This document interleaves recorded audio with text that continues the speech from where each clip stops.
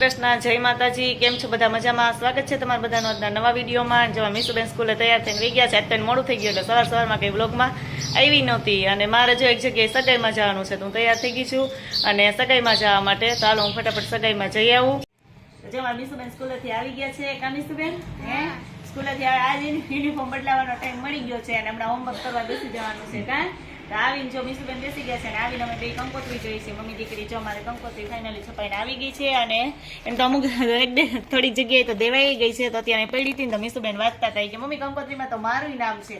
શેતાન નામ બેન કે જો મિશ્રી, હેમાંશી, હેમુમારી, પછી આદ્યા, ભાગ્ય, યશ ને હેત. હા જો મીસુબેન નું નામ કંકોત્રીમાં છે ને એટલે જોવાની મજા આવી ગઈ. ભાઈ મોટો થઈ ગયો એટલે ભાઈ નું ન હોય. મીસુબેન નાના નાના છે ને એટલે મીસુબેન નું નામ છે. કા મીસુબેન જો કંકોત્રી લઈ અને હાથમાં લઈને બેસી ગઈ છે ને પેલા બધાથી પેલા એ જ જોઈ કે મારું નામ છે કે નહીં. મીસુબેન નું નામ કે લખવાનું જ નતું, આ તો ધરાળ લખે ભૂલથી લખાઈ ગયું એમ. નકર લખવું નતું. કા ને લગ્ન કોના છે તો કે બધાને મારા જેનિસ કાકાના. હા મીસુબેન ના જેનિસ કાકા છે ને એના લગ્ન છે. કંકોત્રી ફાઇનલી આવી ગઈ છે ને જો મીસુબેન લઈને જોવા બેઠા છે અને હું જોતી હતી કંકોત્રી તો જો આવી રીતના હા તો આવી રીતના જો આ છે કંકોત્રી.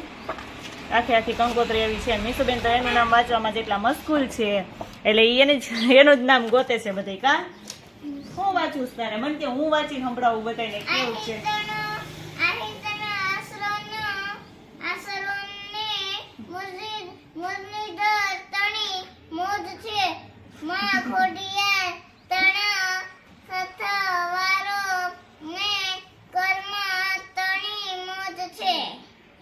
આમાંગણે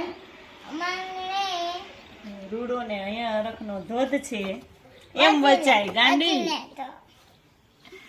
આવજો સૌ પરિવાર સાથે.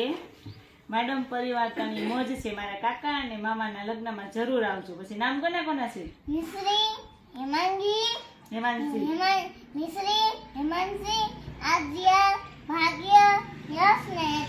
હા તમારા મીસુબેન નું નામ ફાઇનલી કંકોત્રીમાં છે ને એટલે એને જોવાની મજા આવે. મૂકવાનું જ નથી.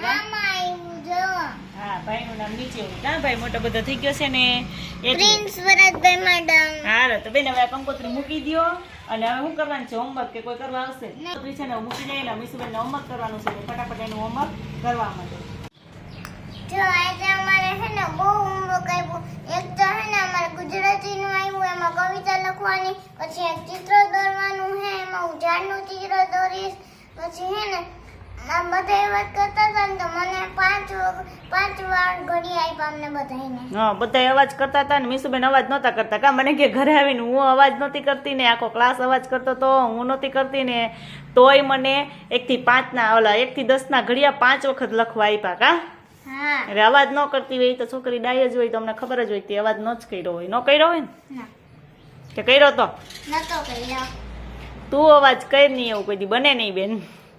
બને રોજ બને એવી બધી તો તું ડાય છો નહીં. હે તો જો એને ચિત્ર દોરવા નતું ને તો એ ઝાડનું ચિત્ર દોરે છે અને ચિત્ર દોરીને પછી હા જો આવું ઝાડ દોર્યું ને એમાં હમણાં કલર પૂરી લે. કા એટલે એને જો એ ચિત્ર દોરે છે ઝાડનું ચિત્ર દોરી અને પછી એમાં કલર પૂરી લે પછી એને જે ઘડિયા લખવાના છે ને એ ઘડિયા લખી લે એટલે હોમવર્ક પૂરું. કા અને પછી ઓલી કવિતા. હા નજીક કવિતા લખવાની છે.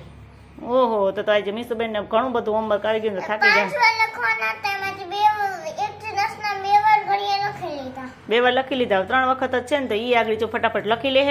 અને પછી હાલો મારે રસોઈનો ટાઈમ થઈ ગયો છે તો હું એમાં રસોઈ વર્ગી જાઉં ને મીસુબેન એનું કામ કરે. જો હું મારા પપ્પા ભેગી ગઈ હતી તો વિક્સ જેવી ગોળી લેતા આવી હું. તમારે કોઈને શરદી ઉધરસ હોય ને તો મને કહેજો, આવી ગોળી આવે. જો હા જો આવી ગોળી દવા આવે જેવી લાગે પણ એ હોય છે ને વિક્સ ની ગોળી જેવી. હા વિક્સની ગોળી હોય ને એવી ગોળી જો લઈ આવી. કાલે લઈ આવી હતી ને તો આખી ખાઈ ગઈ ને પાછી તો મને એમ કહેશ કે મમ્મી તું ગળામાં નાખ ને એટલે ગળામાં ઠંડુ લાગે. અને આ વિક્સ તો આને પેલા ગળે ઉતાર, આને પેલા ખાઈ જવાની, પછી એને ઉપર પાણી પીવાનું. ગરમ હોય ગમે એટલું ગરમ તો આપણે મોઢામાં ઠંડુ લાગે. વાહ ઠંડુ લાગે. જો એવી મેજિક વાળી ગોળી લઈ આવી કામીશું તો જો એ કાલે આખી લીધી ને તો આખી ખતમ કરી ગઈ અને આજે પાછી લેવડાવી છે અને પાછી જો અત્યારે ખાય છે. કા અને મને ક્યાં નથી શરદી, મને હાવ વહી જાય શરદી બેન તને? હે કે ફૂલ થઈ જાય? વૈદા હે વહી જાય ને? ક્યાં શરદી હે તો ખરેખર એ વિક્સની જ ગોળી છે, વિક્સ જેવી જ કાં, પણ છોકરાઓને મજા આવે તો જો એ ગોળી લઈ આવી છે ને બેઠી બેઠી એવું ગોળી ખાય. તો જો અત્યારે ઘડિયાળમાં 9 થઈ ગયા છે અને મારે કેટલી 10 જોડી તો પાછી ઇસ્ત્રીની ભેગી થઈ ગઈ હતી. ઇસ્ત્રી હમણાં કરી લીધી, જમીન તો વહેલા નવરા થઈ જાય.